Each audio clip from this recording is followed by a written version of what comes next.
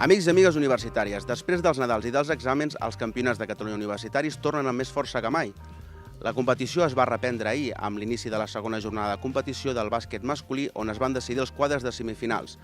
Després de la primera jornada de competició, la Universitat Ramon Llull i la Universitat de Barcelona co-lideraven el grup A amb 2 victòries per cada equip, mentre que en el grup B el lideraven la Universitat de Girona i la Universitat Autònoma de Barcelona, també amb 2 victòries per cada equip. El complex municipal esportiu de l'Hospitalet Nord va tornar a ser l'escenari de 12 partits d'alta intensitat, on la Universitat de Girona i la Universitat Ramon Llull van accedir amb bitllet directe a les semifinals que es disputaran el proper 19 de febrer. Els segons i els tercers equips de cada grup es van disputar un duel directe creuat per poder seguir somiant i accedir a les semifinals. La Universitat Politècnica de Catalunya es va imposar a la Universitat de Barcelona i la Universitat Autònoma de Barcelona es va imposar a la Pompeu Fabra. D'aquesta manera, la Universitat Ramon Llull s'enfrontarà a la Universitat de Girona i la Universitat Autònoma de Barcelona s'enfrontarà a la Universitat de Girona en el poliesportiu municipal Centre el proper 19 de febrer. Recordeu que avui és el torn de les noies, un altre cop aquí al complex municipal esportiu de l'Hospitalet Nord,